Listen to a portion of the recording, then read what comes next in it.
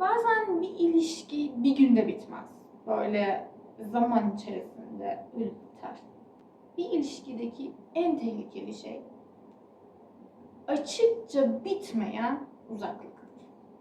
Bazen bir ilişki bir günde bitmez. Böyle zaman içerisinde ölüp biter.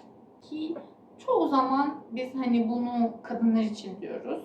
Kadınlarla böyle hani onlar için bir ilişki veya da bir durum bir gün içerisinde bitmez. Zamanla her seferinde bir şey ölür, bir şey kaybolur, bir şey biter.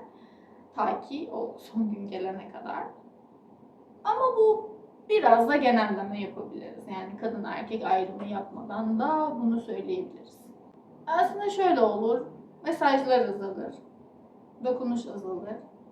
İlgi azalır. Ama kimse bitti demez.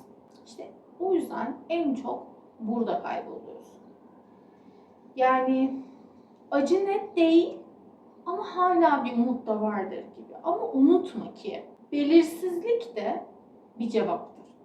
Bitiren şey her zaman kavga olmuyor. Bazen en büyük ayrılık sessizce eksilmektir. Sonraki bölüme kadar görüşürüz.